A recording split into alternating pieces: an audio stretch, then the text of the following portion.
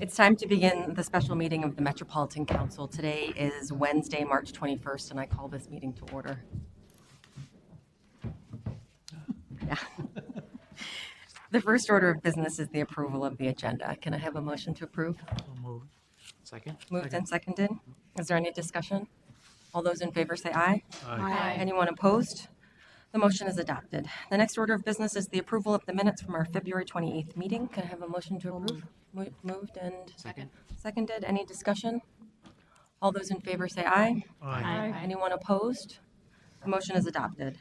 The next item on the agenda is members of the public who wish to address the council on matters not on the agenda may do so, but I would ask you to please limit your comments to 3 minutes. We have a couple of folks signed up. The first person I could call up is John Staghoff. Would you like to, did I get that right? You're very close, Madam Chair. Thank you. Welcome to the council. Thank you. Madam Chair, Trumhoff and board members, thank you very much for the opportunity to address you this evening, actually. My name is John Steigoff, and I'm the Directing Business Representative with the Machinists Union out of District Lodge 77. I'm proudly here representing some of the folks in the back of the room there who work for environmental services. And I'm addressing you today to ask that you would reconsider the current insurance parameter that has been assigned to my group, which is a 1% increase in the premium until the employees attain the following percentages: a 90-10 split for single and an 80-20 split in the insurance for family. And I'm basing that request for consideration on 3 elements. 1, past negotiated rates; 2, financial health of the fund; and 3, market comparisons. So I'll start with the past negotiations. In the past, in the 2016-17 labor agreement, these parties agreed to insurance contributions that both sides would be responsible for to fund the insurance liabilities. However, in the second year of that agreement, the union negotiated amount stayed the same as what was in the CBA. The council's amount was reduced by $114 for family, $71 less for single coverage. We were never told that there was a change, only discovered it as part of my investigation and research in costing the contract. In that negotiations, our total package was based on the insurance offerings. It is our feeling that the insurance savings that the council took should have been split 50-50. Instead, the council realized about a 9.4 savings on family coverage, 8.8 on single. So my question to the negotiating team at that point was, why did the council receive all the savings, not be it split? And I was just said that was the negotiated rate you said you'd pay. The financial health of the fund, just for a little clarity for the group that may not know, in 2013, all the non-trade groups in the council came together, formed a self-insured group with the goal to contain costs and maintain the quality of benefits. The group has not only achieved these goals, they've also been able to fund the reserves to a level that allowed the council to give each active member a $400 contribution into their HSA last year as due to the overfunding. It just seems odd to me that our reward for doing all the right things to contain the cost of that health care plan is having to pay more for it.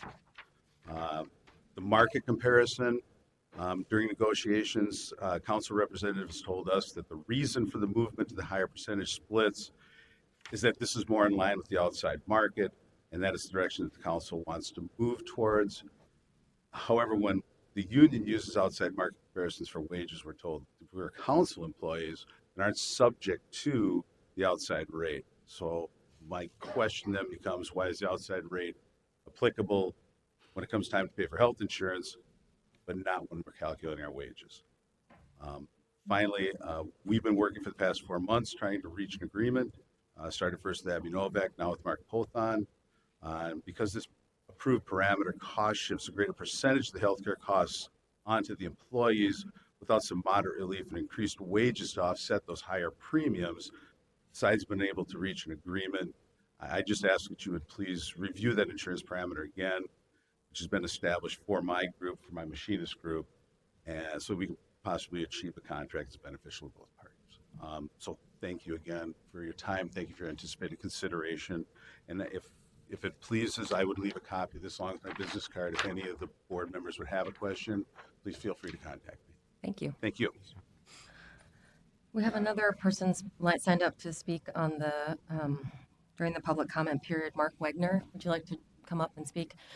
I believe you have items on the agenda, which typically the public comment period is for items that are not on the agenda, but if you could limit your comments to 3 minutes, please. Welcome to the council. Thank you. And could I ask for an exception from that rule because I was out of town? Please, that's Thank fine. you. Thank you very much for hearing me. I am the president of the Twin City and Western, the railroad developed the Southwest Light Rail. And we have been working diligently with the council staff here over the last, 3 years in intensity, basically. Met Council took it over January of 2013. And we thought we were very close at the end of September, and now we've been presented with this new thing. And because I was out of town, I first learned of this a week ago Thursday, and there was a newspaper article last week that made some assertions. I just wanted to clarify what we are not asking for any kind of indemnity for any of our business losses. That's not at all what we're asking for. All we're saying is we do freight from Appleton, Minnesota, Montevideo, Olivia, et cetera. And we've had in excess of over 150 million by our customers on our facilities to ship grain and other commodities. And we just don't want that to be in jeopardy. And then I didn't think that we had any new conditions. What I thought is we were down to basically 5 conditions to resolve. And so I wanted to let that be known. And also, as a native of Brooklyn Center, Minnesota, and having traveled the route from the North Metro to Glencoe, which goes through the Southwest area, I can personally attest there is a need for a mass transit solution here. And so we have been working cooperatively over these many years to get this done. So that's basically all I wanted to say, and I appreciate very much your listening to me. Thank you. The next order of business is the approval of the consent agenda. Can I have a motion? Move approval of the consent agenda. Moved and seconded. Is there any discussion on this item? All those in favor say aye. Aye. Anyone opposed? The motion is adopted. Next, we'll move to reports of the Standing Committee. Councilmember Wolf will read the Environment Committee report and then call on Ned Smith, who will give a brief presentation. Councilmember Wolf. Thank you, Madam Chair. I was just going to introduce Mr. Ned Smith to give more information about business item 2018-15, and then I'll make the motion afterwards. Great. Welcome. Thank you, Madam Chair and Councilmember Wolf. Again, my name is Ned Smith. I'm the Director of MCS Finance and Revenue, and I really appreciate the opportunity to be here and take a few minutes just to talk about some exciting developments in the SAC world. That's not a sentence we often get to say, so we wanted to make sure to take some time to walk through this. Before you is a resolution, or excuse me, a business item to approve the recommendations of the SAC Task Force. So we just wanted to take a couple of minutes to walk through what those recommendations are, but, and also focus on some of the outreach we've done and the wonderful response we've gotten from the community. Most of you have seen most of this, so I'll breeze through it pretty quickly, but just as a reminder, the SAC Task Force was formed near the end of 2016. We had 14 representatives. The idea was to be diverse both in geographic and also in functional. So we had city representatives that included finance, administration, management, building inspectors, and development directors, as well as some small business and medium business representatives. So we wanted to make sure that we could hear all the voices. The 4 things that we were tasked with looking at was first the outdoor seating policy. This was an ongoing legislative issue that had been introduced in the House and Senate a couple of times, and we were able to work with those legislators to ask that we ask our customers what they think about the outdoor seating policy. And as a reminder, for outdoor seating, there's a 75% discount, and the legislation had been to ban it altogether, charging SAC for outdoor seating. When we asked our customers, they asked that we maintain the current system that we have in place. However, there will be higher free seats from the new determination process that came also out of the task force. The second was options for manufactured homes. This was manufactured homes that have been asked or are being required to move to the Metropolitan Disposal System. When that happens, you would have to pay SAC, and SAC at about $2,500 would be a material cost. Particularly some of these homes are worth about $10,000. So we wanted to explore, is there a justification for decreasing the expense, giving a discount for manufactured homes? And what that would, we would do that through looking at the monitoring the flow. So if we find that manufactured homes actually do put out less flow demand than a regular home, then a discount would be warranted. So the task force asked us to look at that data and do some studies over the next year or so to determine if that is indeed the case. And in the meantime, continue to work with our community development partners to find other grants that we can use to help customers convert. And then the two largest ones for today are this opportunities to simplify the SAC determination process, and then opportunities to simplify the credit process.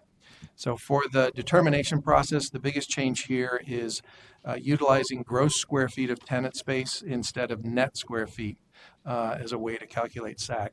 SAC, as you might remember, is really not determined by the number of fixtures or the number of bathrooms. It's actually determined by the people that are in the business and what they're doing. So someone who is eating at a restaurant would be using the facilities more than someone who is in a bookstore. And we used to measure the square feet of the specific function. So in this case, you can see on the left, this determination would have 3 line items, one for warehouse space, one for office space, and one for conference space, all 3 of those having different determination rates. And what we want to do is simplify it, because that's a pretty complex process to go through that and time consuming. So simplify it to simply look at the gross square feet of the business. So you're looking at the footprint of the business. And if the footprint doesn't change, that should make it much easier to do a determination. So along those lines, one of the huge outcomes of this is that if you have a business that has no change of use and they are remodeling, there will be no SAC due. So an example here, we have a pizza parlor. It shut down and then it was taken over by a hamburger joint. And if the square footage of the business didn't change, which means if the footprint of the business doesn't change, then there is no additional SAC due. Now, we'll still need to send it in for a determination because we need to make sure that the council has record that it was indeed a pizza place. We might have thought it was a bookstore. So we need to make sure that our records are up to date. So we will still need a determination, but there will be no SAC due in the case of where there's no change of use. This is huge for what we call the SAC surprise. This is where it would seem intuitive that if you bought a Starbucks and renovated it and turned it into a Caribou, why on earth would you have to pay? And in the old world, the answer was because maybe you changed the seating space of how many people could fit in there. Maybe you took out a counter, maybe you took out a bookshelf. But in the new world, we'll just be looking at the footprint of the building, which should greatly simplify it and again, greatly reduce the number of surprises, particularly for smaller businesses where it's mom and pops that are just cobbling money together to make these changes. So which we're really looking forward to the increase in business activity from that. The third is changing how we do our credit process. Prior to the Sac Task Force, the original date for the grandparent credit was January 1 of 1973. That's when SAC was created.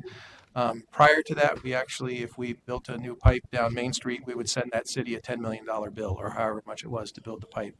And then in 1973, we created the SAC program so that the users of capacity would pay for it over time and that current users would only pay for the portion that they are using. So the grandparent date was January 1 of 1973, which meant when we got a SAC determination for an old building where we had no record of SAC, we would ask the cities to go back and prove to us that whatever it is what it was in 1956 or 1965. And unfortunately, everybody knows the Lexington was a restaurant back in the 30s isn't a good audit trail. So we would actually require that they have some sort of proof. And we've got some very creative responses. We've had pictures of yellow pages from the library from 1956.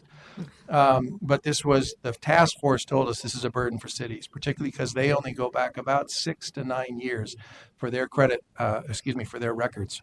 So they asked us to reconsider and look at a more modern date. And so we chose January 1 of 2009. That is the date that the Metropolitan Council started keeping electronic records of all of our determinations and all of the business plans that are submitted to us. So that was the chosen date, and it also still aligns with reducing the burden for the cities to prove the prior use. The advantage of that is if somebody comes in and wants to open something new or remodel, and something was built in 1985, they only have to prove what was there on or before January 1 of 2009. So they don't need to go back to the records from 1985 or 72 or 32 when the building was built. And then we can give credit as if it was a grandparent credit. So we can give credit for that prior use. The other thing that'll be happening here is that will be based on the revised criteria, not what was in place in 1985 or 72. So again, looking to simplify the process so that everybody has the same understanding. Question. Oh, Just- Member Elkin. So if the city or the applicant could combine, wanted to go back further than that, could they? Councilmember, Madam Chair and Councilmember Elkins, yes, they can provide anything prior to January 1 of 2009. So if all they have on record is from 1956, we would accept that. Okay, thank you.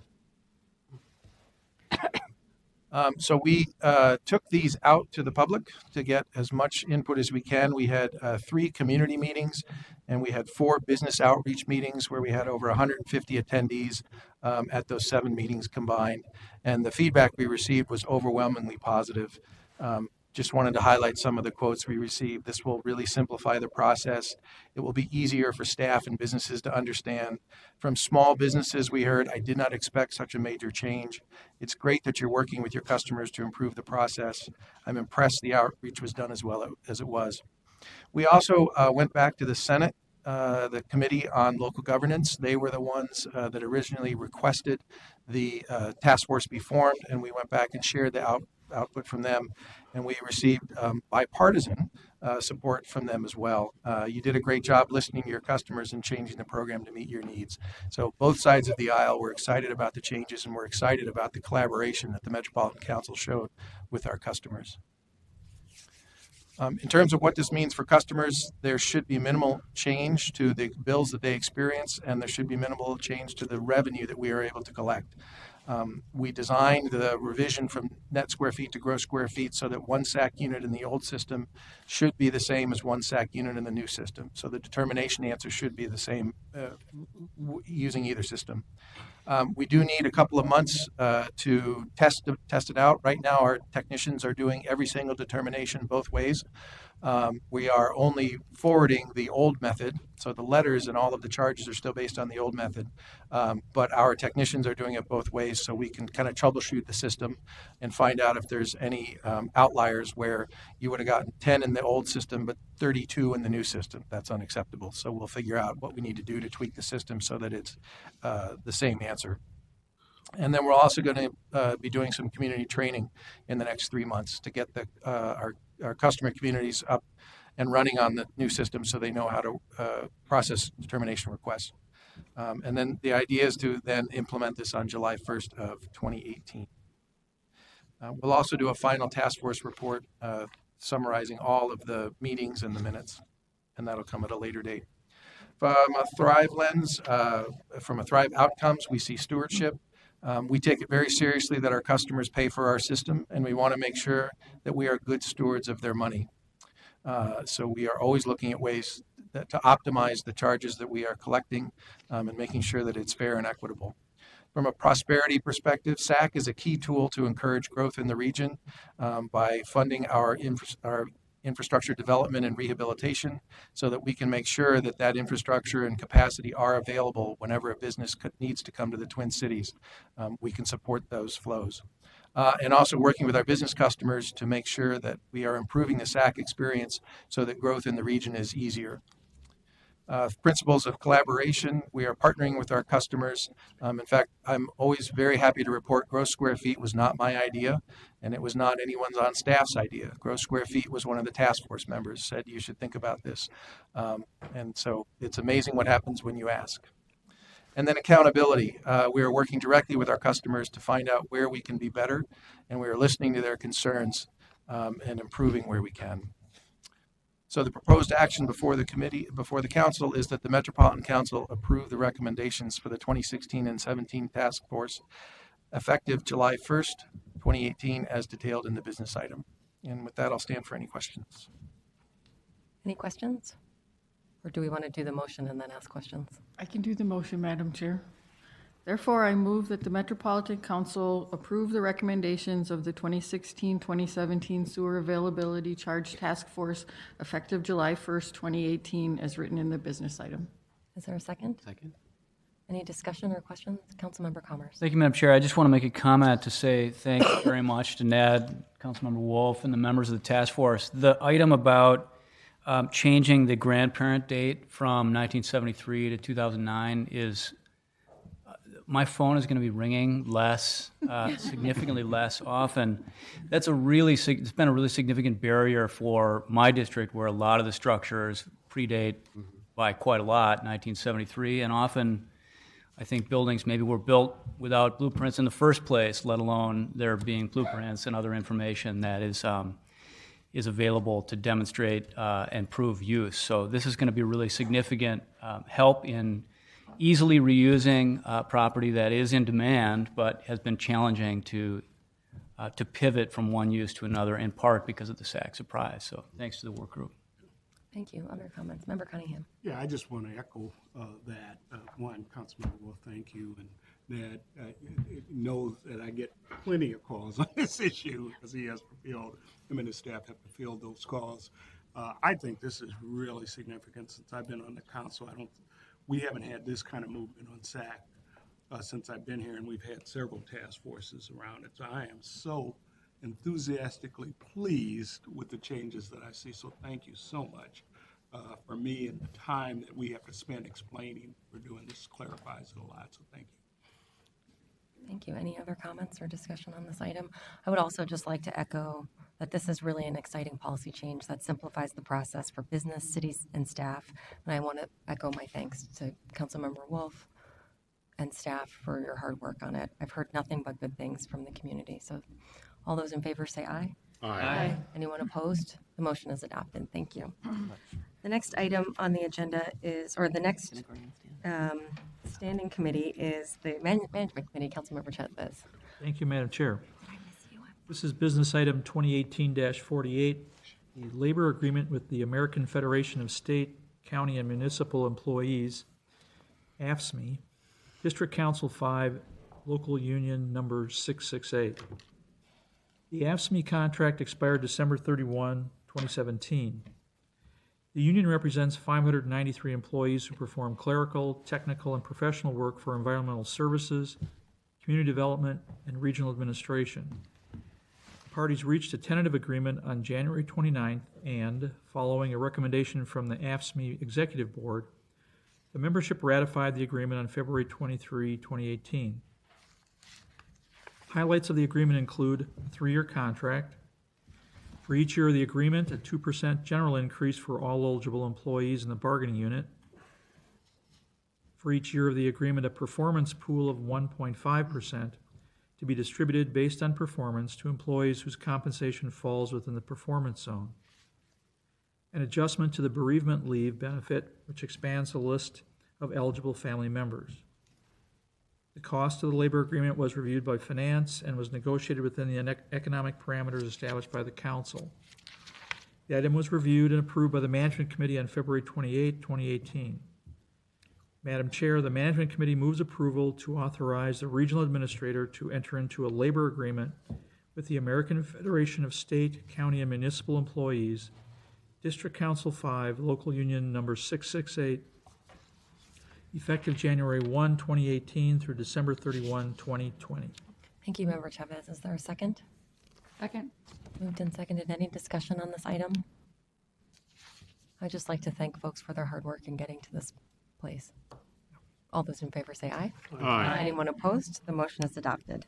The next item on the agenda is the Joint Reports of Transportation and Management Committees. But before we begin discussion on these items, I'd like to begin by saying how much I appreciate all the work that has gone into the creation of these actions. As all of you are aware, that this has required a tremendous amount of work, amount of partnership and time, not to mention patience. So I wanted to say thank you in advance to the staff and Transportation Committee Chair Katie Rodriguez for their hard work on this. The items that are before us are not agreements that we voted to approve last August, as has been pointed out by the council action. Twin Cities and Western included new conditions as part of an agreement. And I was really candidly disappointed that we were unable to reach an agreement with TCNW, as I believe the council was negotiating in good faith and presented a very fair position. However, I will say that I think that the agreements before us today are a major step forward in our process, and these agreements are in the public interest and ultimately beneficial to our economy. I provided some overview information to you all, I think, last week, but I think one of the key elements to these agreements is that Twin Cities and Western will have the same trackage rights that they have in the corridor today. So I think it's really important for us to recognize that freight rail is really important across the state of Minnesota in terms of moving goods and commodities for our farmers, for our shippers, but also for the economic vitality of our region, and being able to maintain those contracts in place and that access is, I think, critical. So ultimately, these agreements were critical to moving forward with the project, and we continue to overcome some of the challenges that were related to those agreements. And with that, I'm going to let Councilmember Rodriguez introduce, and I think Jim Alexander is going to come and present on give us additional information. Yes, So. thank you, Madam Chair. I'd like Jim to make a presentation, and then we can have questions, and then I can make the motions. All right, And thank Dave you. Tyson, I apologize. Thank you, Madam Chair, council members. Yes, we have a presentation to talk about these first two items. Dave Tyson with Office General Counsel is with me to talk about one of the agreements that we'll be having with this endeavor here. So maybe just to give you an overview of what we want to talk about tonight are the joint and cooperative exercise of powers agreement and a real estate purchase agreement that's with Canadian Pacific, property transfer agreement with HICRA, Hennepin County Regional Rail Authority, and then coupled with that, a filing petition to the Surface Transportation Board, and also a potential settlement agreement with TCNW. So this is a map that we've shown in the past that's very similar to get you familiar again with the corridor we're going to be talking about. You can see in green is the Southwest LRT with the circles showing the station locations, and we're going to be talking about the railroads in this case that run through this area, starting down at the lower left, called the Glencoe Junction. That is, you can see in the insets of those boxes, the property owner, in this case TCNW, common carrier TCNW, and the rail operator TCNW. So common carrier, what is meant by that within that certain stretch of track for this Glencoe Junction, for example, TCNW has the obligation to serve any shipper within reason along that corridor. So similarly, there's a common carrier associated with each of these segments we'll be talking about tonight. So the next one is the Bass Lake Spur. We've talked about that in the past about the purchase from Canadian Pacific, which was part of this item here. And currently, property owner Canadian Pacific and common carrier is with them as well, and the rail operator essentially overhead rights. TCNW has the overhead rights to run through that corridor. And then finally, Kenilworth Corridor, that property owners resides with the county and the County Regional Rail Authority. They also have the common carrier obligation, and the rail operator is TCNW and also CP. That goes back into the 1990s. So just showing a little bit format here at table format, same information. The Bass Lake Spur and the Kenilworth Corridor, the ownerships and the operator, common carrier obligation, as you can see there. So just a little bit of background going back to late 2016. Actually, you authorized the regional administrator to negotiate an operations maintenance agreement with Twin Cities and Western, and also file petitions with the Surface Transportation Board that would essentially take that action on to we'll talk about trackage rights agreements here that are out there today. We talked about that already a little bit from the chair, and I'll have more description on that. But essentially, an OMA would be in place to handle the operations maintenance, and that would have to be approved by a Surface Transportation Board. That coupled with the property ownership that we talked about in the past.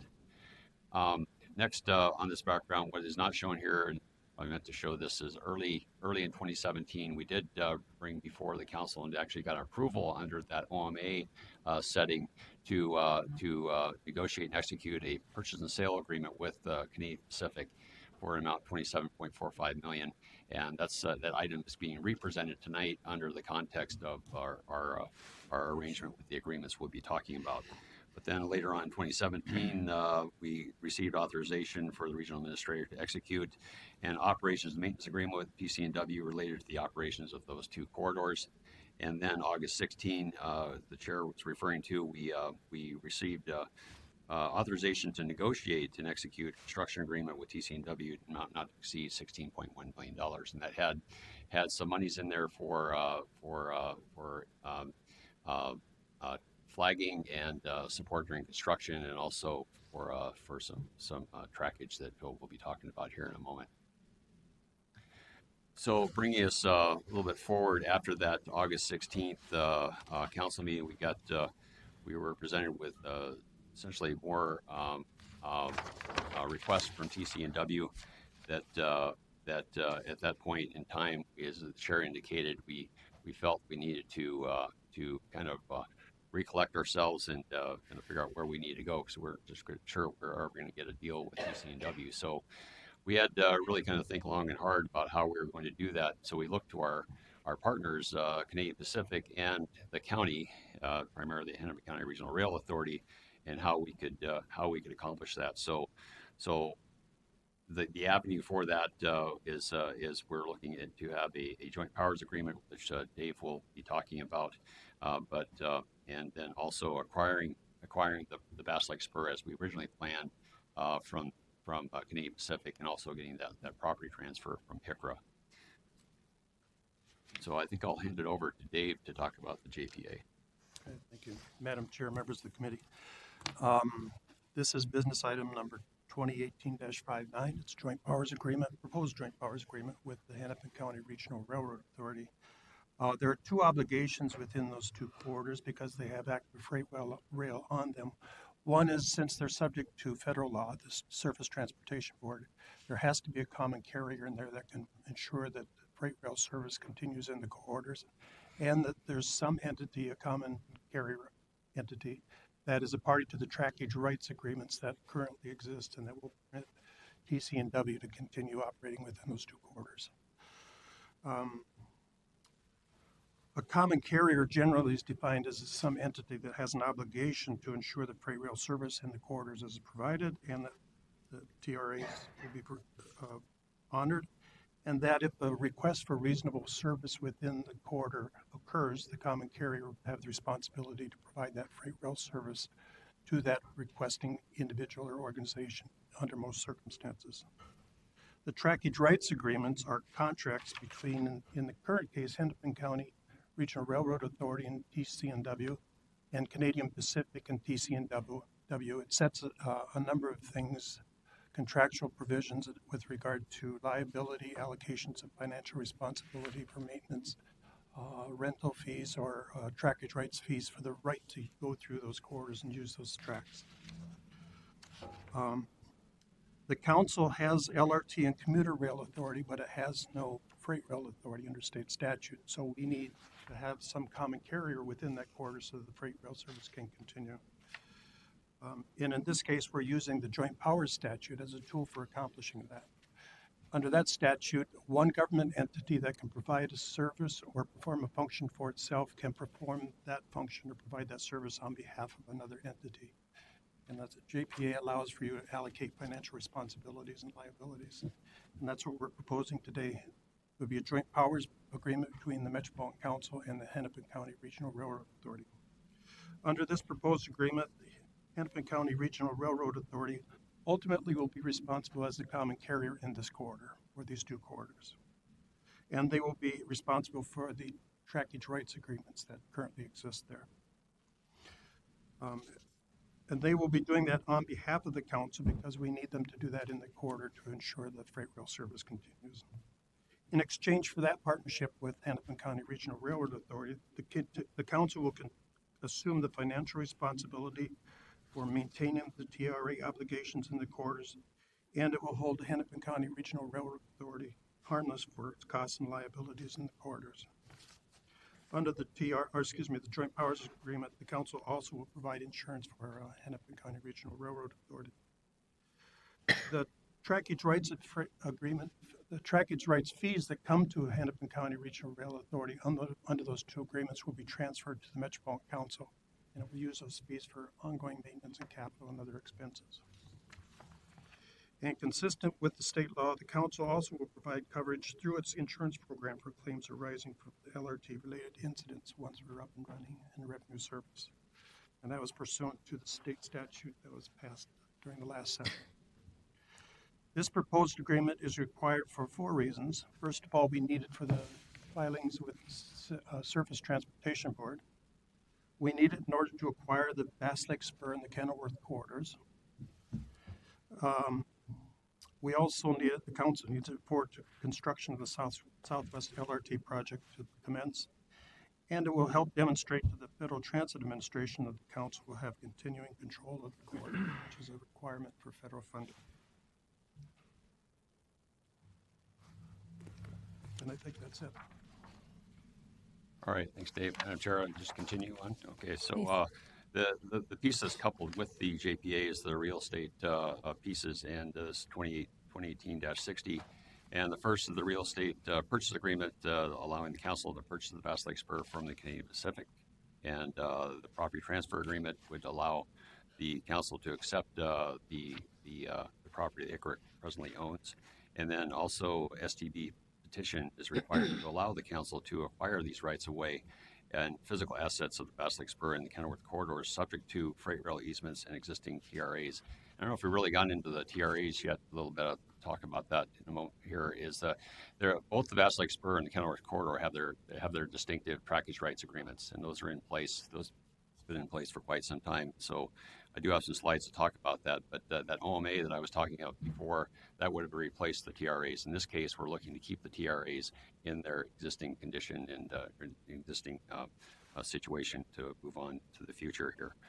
So a little bit about the Surface Transportation Board in terms of this petition that we would anticipate filing the documents to. It's a federal regulatory agency whose responsibilities include reviewing certain railroad property transfers. So we are looking to do what's called a state of Maine process with the STB. This is something that's been done before, where essentially property is transferred, in this case, from one entity to a government entity, and it's mostly an administrative process. We understand. We're being advised that this transaction takes anywhere from 30 to 60 days. It could take a little longer, depending on the STB proceedings that they have before them. So this is the map as it would be updated with the approval of tonight's actions. And again, going back into starting at the left there with Glencoe Junction, that stays the same. So TC&W would remain the entities on that particular line segment. As we move to the Bass Lake Spur, that property ownership would transfer from CP over to Met Council, and that common carrier role would be transferred from CP to HICRA. As Dave mentioned, they do have authority to have that with the state of Minnesota. And then finally, the rail operator would be unchanged to be TC&W. And then as we move further into the east, the Kenilworth corridor, the change here is the property ownership goes from HICRA to the Met Council, and the other pieces stay the same. So HICRA is the common carrier today. They would remain common carrier under this plan, and rail operator would stay TC&W and CP. And I do have a little inset here. You may recall the Celery Connector, we're establishing that with a project because we are essentially severing the existing connection between the Bass Lake Spur and the M&S Spur line, which is owned by Canadian Pacific today. And as we see, freight is on the south side of that corridor. It'll be moving to the middle. LRT will be on the south side, so we have to build a new connection. And so the Celery Connector would be part of the mix with the South LRT project. And the property owner would be Met Council, and common carrier would be HICRA, rail operator would be TC&W. Can we just pause there for a quick second? Because I think it's helpful to point out that really the biggest change in this proposed ownership common carrier operator structure is just the Hennepin County Regional Railroad Authority. We had in all of the previous transactions and all the previous kind of project development discussions, we're always anticipating acquiring and being the owner of the Bass Lake Spur, the council, as well as taking over ownership of the Kenilworth corridor. Is that correct? Yes, Madam Chair, that is correct. That was the plan we'd worked out with CP some time ago. So the biggest and the operator remains the same. the same operators that we have today. So really, the kind of change is somewhere there in the middle where you've got common carrier listed. Yes, that's correct. And I think there was a question at one of the committee meetings about the Minneapolis MOUs, and in terms of retaining that the intent of those MOUs to have public ownership, that is still maintained. That does not change. Thanks. So just to show it in tabular form here, this is the Bass Lake Spur and Kenilworth corridor again, as we would propose it. Property owner would be council for both, and HICRA, common carrier, for both, and then the rail operator, that would all stay the same. And so just some relationships as you talk about the JPA and the TRAs, the Trackage Right Agreement, and forgive me for my acronym use there, but hardly help it on this project. So here is the relationship on the JPA with relates to the property owner and the common carrier. So this would be a joining of council and HICRA to address any common carrier issues that come up on these two line segments. And then as we look at the existing trackage rights agreements, the relationship would be between HICRA and TC&W for Bass Lake Spur, and HICRA and TC&W and CP, which is today. So really the only change here, existing trackage rights agreements that are out there, they'll on the future. The only change really here is that HICRA will become common carrier in the Bass Lake Spur. There is combined together. So another thing we just wanted to kind of refresh on, it's been a while since we've talked about components of the Southwest LRT in anticipation of getting bids on May 3rd. The freight rail infrastructure improvements will be part of that package.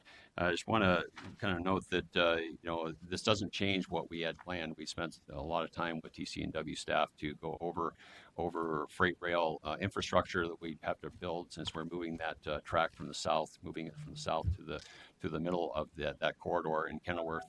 There's some freight rail work in there as well. So it really entails new rail ballast and ties as we originally intended. New signals, gates, and roadway crossings. Of course, there's many structures on this project, but there are new freight bridges and retaining walls. And we also have a freight equipment detection equipment, which is something that was requested by City of Minneapolis some time ago. And then we provide what we believe is a more efficient connection to that M&S line, that via that Celery Connector that I spoke of. And the construction specifications are essentially remain intact for the most part. We had worked out some work windows. I think there were probably 11 outages that we had planned, and we essentially retained that structure. We just had to move it out in time because we were originally going to be going out for bid, getting into construction some time ago, and so now we're looking to do that here in 2018. So that's that framework is really essentially left intact there. The other piece I wanted to point out is just there's a number of siding tracks out there today on the Bass Lake Spur, and these colors show you where, in the blue, more or less about 8,500 feet of siding track on what we call the Bass Lake Spur West, which is the area is not directly impacted by the Southwest LRT construction. And then there's these other two segments that amount to about 16,000 or so feet of siding track, various different places along the alignment. And you see in the red, the first piece will, about 2,500 feet or so will need to come out as we begin construction later this year. And then later in 2019, the yellow would need to come. So it'd be the remainder of that 16,000 foot plus of siding track would need to come out. So that's just kind of the situation we've had for quite some time here. So I want to talk a little bit about a proposed settlement agreement that has been offered to TC&W, and I think this is just really to recognize the efforts that we have. We've been at the table quite a bit with TC&W, and to recognize the efforts that have been put in place, recognizing they are a freight operator. It's very important for the state of Minnesota to carry commodity through the area into Twin Cities and out points west as well. And really, in the spirit of cooperation, to settle all potential, is really the purpose, is to settle all potential claims that TC&W may have, and set terms for cooperation and coordination during construction, and avoid potential delays to the project and expense and uncertainty of litigation. And so under the proposal, the council would pay TCW an amount up to 11.9 million. This is consistent with numbers that we had presented back in August.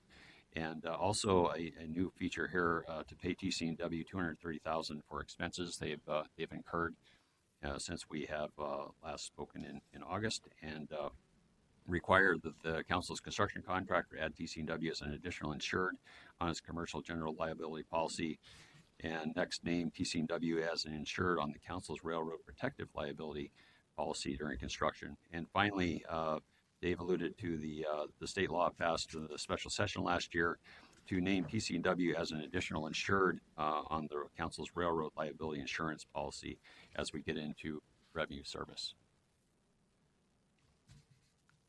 So the other pieces under the proposal, TCW would cooperate with the council and its contractor during construction and release all potential claims and vacate existing siding tracks to be removed, as I showed more or less on that slide there, and that the proposed settlement is valid through April 18th, 2018. And so maybe I'll pause there, Madam Chair. We just have slides for the recommendation that. Sure. Are there any questions? Member Dorfman. Thank you, Madam Chair. Thanks for that explanation, Jim. So I've heard from a number of folks who live along the Kenilworth corridor, and obviously they've been involved in this project for a long time. And so anytime there's a change, they get concerned. And even though I think you've explained it well, that they're really along the Kenilworth corridor, we're not talking about much of a change. Hennepin County remains the common carrier, and the trackage rights agreement stays in place. But given the angst about this, I understand their concerns. And so and I know you've talked about some of the improvements that are going to be made as part of this, but the question I'm getting asked, and so if you could talk about it in this context, they want to be assured that during the construction and during the operations that this corridor is going to be safe. And whenever there's change, they get concerned about what is this going to mean to our community and the safety of this corridor for our families and our kids. And so can you address that? Yes, Madam Chair, Councilmember Dorfman. Well, I start off by saying that for folks that are alongside the line, there's really no change. This is more of agreements that we'll have with the county. And as I indicated, we're essentially what we had in place for the design of the project is still there. We have not made any alterations to that. We've been out for bid for some time, and those plans still stay the same. There's a little minor tweaking of some specifications, but as far as what the outside observer or the adjacent observer would see, they're not going to really notice any difference. Can I just kind of follow up on that? There's a protocol, though, during construction in terms of inspections and folks that we'll have on site, flagging, the signaling. Our ability to control the corridor will remain intact. So I think that's an important, element of what you're talking about in terms of especially safety during construction, that we will have measures in place to ensure that we're inspecting it routinely, that we'll be able to flag the corridor, that it's not unfettered access for any railroad, frankly, to just kind of come onto the corridor. Do you want to talk a little bit about that? Sure, Madam Chair. That is correct. We will still, safety is utmost during construction, and we want to make sure that we are operating for construction, and TCW is able to operate in a safe manner. So that still remains. The flagging situation would change here, but we see that we will be able to still have control of the site and do the construction in a safe manner. I think the other point that I would make there is just that the overall improvement in the infrastructure as a result of the project is substantial. Other questions or comments? Nope. Do you want to move forward then with the recommendations? Sure. Madam Chair, leisure, should I just go through these slides then? And these are just the recommendation. I'd be happy to do that. Sure. Okay. All right. So for the recommendation on 2859, I think this is actually Dave. So, no, this is fine. Sorry. Where am I here? Okay, so, yeah, that's yours, Dave. Madam Chair, does the committee chair want to make the recommendation? Yeah, I think it's fine. I can go ahead and make the motions after discussion. If there's discussion now, or would you rather me make the motion and we can take them one at a time? Make the motion? Okay. First, I also have a statement from Councilmember Munt, who can't be here today, and she wanted me to read it. I strongly encourage all of you to approve the Southwest Light Rail freight agreements on today's agenda. Under these agreements, the council will become the owner of the Bass Lake Spur and the Kenilworth Corridor, and HICRA will become the common carrier for both corridors. It keeps the Kenilworth Corridor in public ownership, an issue important to Minneapolis leaders and residents. It also provides continuity and reliability for existing rail operators, an issue important to a healthy economy. Most importantly, a vote in favor will move Southwest LRT closer to construction by providing the right-of-way needed to begin civil construction later this year. Without fierce perseverance, no light rail would exist. Our region has been planning the Southwest LRT for more than a decade. Every time we're confronted by a challenge, we find a solution. It's proof that Southwest LRT will succeed. Now it is time to move forward, break ground this year, and deliver another rail line with a ridership that surpasses all expectations. That's how we roll. Very characteristic of Councilmember Munt. So 2018-59 deals with a cooperative agreement with Hennepin County Regional Rail Authority, or HICRA, to allow the council and HICRA to perform duties under the existing trackage rights agreements and fulfill common carrier responsibilities necessary to advance the Southwest Light Rail project. I therefore move, Madam Chair, that the Metropolitan Council authorize the regional administrator to negotiate and execute a joint and cooperative exercise of powers agreement with HICRA related to common carrier freight obligations in the Kenilworth Corridor and Bass Lake Spur, and performance of duties and responsibilities under the existing trackage rights agreements, and authorize its regional administrator or designees to negotiate and execute ancillary agreements necessary to implement the joint and cooperative exercise of powers agreement. Second. Moved and seconded. Is there any discussion on this item? Member Dorfman. Can somebody just tell us what the Hennepin County Regional Rail Authority actions that were taken yesterday were? Sure. Can you provide Yes, an- Madam Chair, Councilmember Dorfman. I was actually present for that board meeting, and it was 6-1 in the affirmative to accept the moving forward on the JPA and also for the STB filing. Okay, thank you. Member Wolf. Thank you, Madam Chair. I've been puzzling this one over in my mind all week. It's been thought long and hard about it. It seems like the way things have gone with actions at the legislature last year and then with the dissolution of CTIB, that we're now kind of just a middleman in this process. And unfortunately, Hennepin County can't receive funds from the federal government directly, so we need to be stuck in the middle of this process. So I'm going to vote in favor of these, not because I have a feeling one way or the other about whether it's a good idea, but because I've spent the last couple of weeks having people tell me that the council tells people what to do and pushes for things without being elected and whatnot. And Hennepin County Regional Rail Authority and the Hennepin County Commissioners are elected and voted to do this.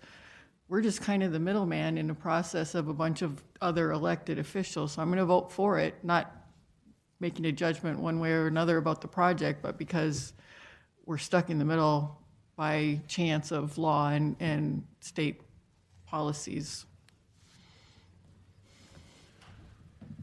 Member Melander. I just want to make sure that you're just not singling out men. There's women here too. I don't even know what I said. Oh, okay. Middle people. There you go. Any other comments or questions? I think that the JPA actually allows the council and Hennepin County Regional Railroad Authority to leverage their unique statutory authorities in a way that benefits the project and ultimately, I think, the public. So I will also vote in favor of this. If there's no further discussion, all those in favor say aye. Aye. Anyone opposed? The motion is adopted. The next motion? Thank you, Madam Chair. 2018-60 deals with property agreements to secure land for Southwest LRT, authorization to petition the Surface Transportation Board for approval and negotiate a settlement agreement with Twin Cities and Western Railroad. I therefore move, Madam Chair, that the Metropolitan Council authorize the regional administrator to negotiate and execute a real estate purchase agreement between the council and Canadian Pacific related to the acquisition of the Bass Lake Spur for an amount not to exceed $27.45 million. Negotiate and execute a property transfer agreement between the council and HICRA related to the transfer of ownership of the Kenilworth Quarter as a permanent in-kind property transfer for the Southwest LRT project. Negotiate and execute ancillary documents necessary for closing on the Bass Lake Spur and Kenilworth Corridor. Petition the Surface Transportation Board to acquire the rights of way and physical freight rail assets of the Bass Lake Spur and Kenilworth Corridor, subject to the freight rail easements and existing trackage rights agreements, and negotiate any settlement or other agreements with TC&W related to the acquisition of these properties or utilization of the construction of the Southwest LRT project. Is there a second? Second. Moved and seconded. Any discussion? All those in favor say aye. Aye. Anyone opposed? The motion is adopted. The next motion, Member Reddy. Thank you, Madam Chair. 2018-61 is an amendment to the cooperative funding agreement with HICRA to provide sufficient funding for engineering phase activities for Southwest LRT through May 31st, 2018. I therefore move, Madam Chair, that the Metropolitan Council authorize the Regional Administrator to negotiate and execute the second amendment to the cooperative funding agreement with HICRA for the Southwest LRT to extend the funding agreement to May 31, 2018, and increase the amount of HICRA's share of project funding by $3,969,282. Thank you. Is Second. there seconded? Any discussion? Member Dorfman. I just want to, seems like the appropriate time to thank the Hennepin County Commissioners that serve as the Regional Rail Authority, and particularly Commissioner McLaughlin for his leadership and partnership on moving this forward. Thank you. Any other comments? All those in favor say aye. Aye. Anyone opposed? The motion is adopted. Member Rodriguez. 2018-65 is an amendment to the capital grant agreement with Hennepin County to provide sufficient funding for engineering phase activities for Southwest LRT through May 31st, 2018.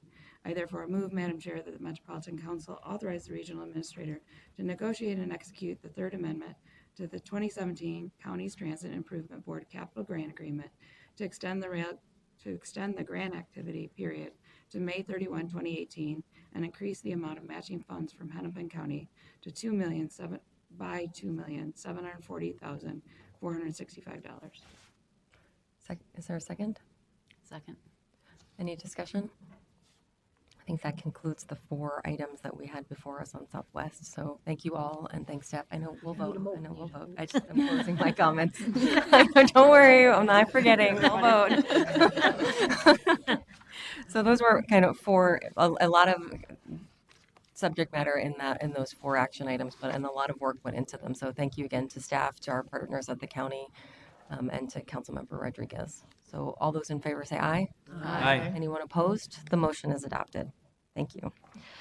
The next item on the agenda is the appointments to the Land Use Advisory Committee, and I am excited to make recommendations for appointments to 2 midterm vacancies in Districts 3 and 4. The council received 10 applications for the 2 vacancies and interviewed candidates on Thursday, February 15th. I'd like to also thank Councilmember Commerce, Barber, and Munt for serving on the selection panel.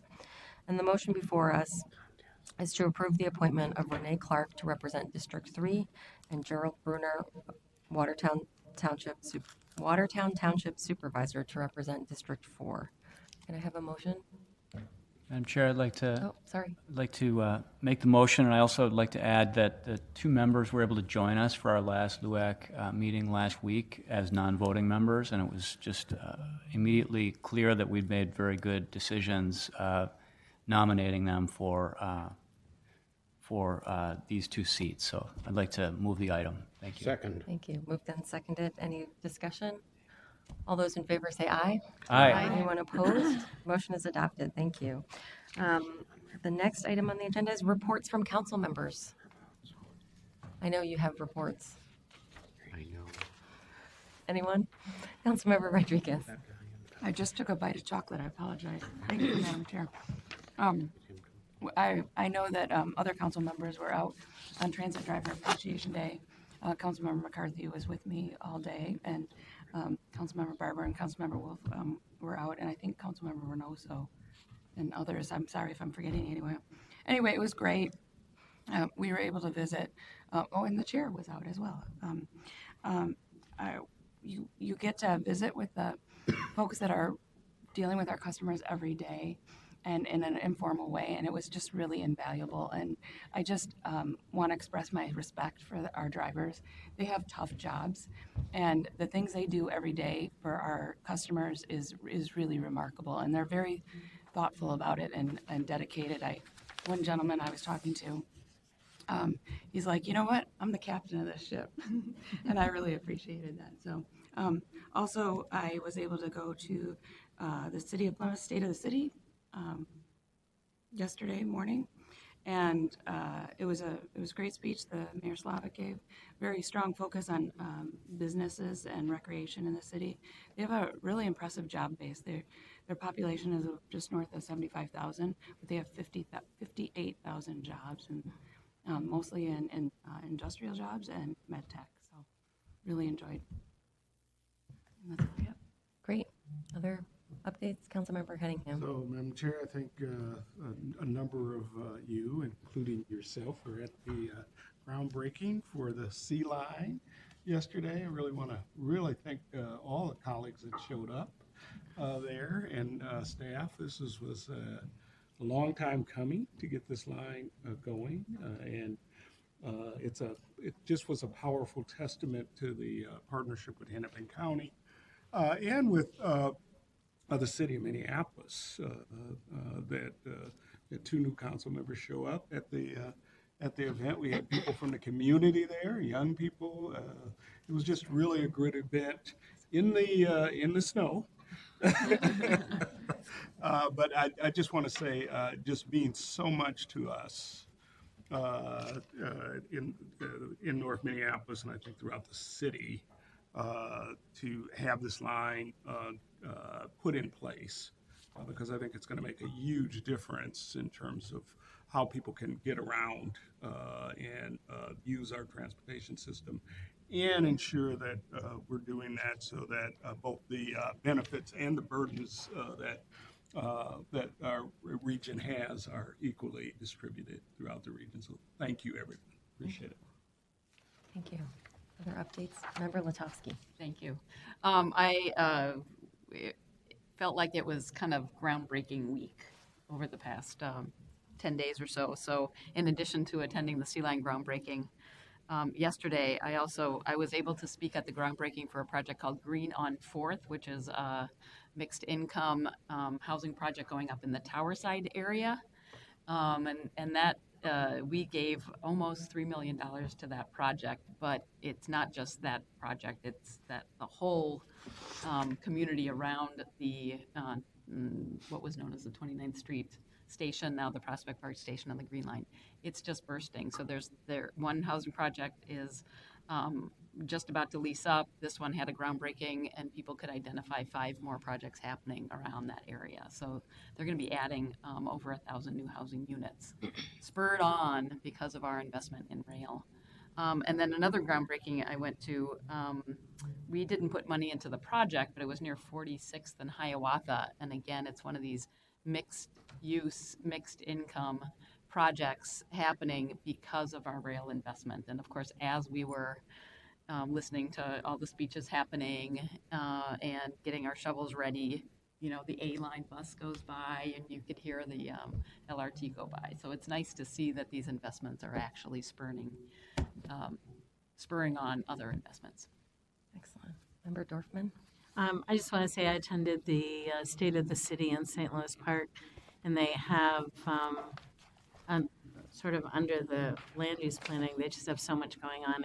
It's too much to even talk about in a few minutes. But I was really blown away by all they're doing around smart land use planning, around affordable housing connected to transit, with environmental initiatives embedded in these projects. There's a lot going on there, and the council and the mayor should be really proud of everything they're moving forward. Member Elkins? Yeah, thank you. Yes, I think it's the State of the City time of the year. So I did Edina about 2 weeks ago, and I've got Bloomington tomorrow and Richfield on Friday, but and attended the 494 Corridor Commission meeting in Eden Prairie last week as well. And the biggest concern I'm hearing is that all of these cities have so much development activity, redevelopment activity occurring, is that they're not sure they're going to be able to get all of their comp plan amendments in before our June 30th deadline. So it's kind of a nice problem to have. So we'll work with them, but just tons of good stuff going on. There's an affordable housing project coming up in Bloomington that I'm sure will be discussed at City to City there tomorrow morning. But my cities are thriving. Great. Other reports? I also had the opportunity to attend that Sea Line groundbreaking, and there was a palpable sense of excitement about the Sea Line and the amount of effort from staff as well as from staff at Metro Transit, Hennepin County, Met Council, and the city of Minneapolis that really went into getting us to where we were yesterday. Was so exciting. I think another element that I'm also really excited about is a new video that we've created to promote BRT, kind of explain what it is as we continue to work on building out the arterial BRT system in the region. The next line is the D line, and we're looking at supporting the governor's bonding proposal for $50 million for that. We just got back from the Metro Transit Police Department award ceremony, which was really a lot of fun to be able to honor our Metro Transit Police Department and their service to our communities. With Councilmember Wolf, Barber, Dorfman, and Rodriguez were there, which was really just a nice opportunity to celebrate. So with that, if there are no other updates, I know we have Councilmember Dorfman. I wasn't going to say this, but I will, because I don't like to talk about myself. But I have to say that I was really honored at the State of the City in St. Louis Park. They presented me with an award for Citizen of the Year for all my work in the city over the years, which I was just really proud of. Oh, yeah.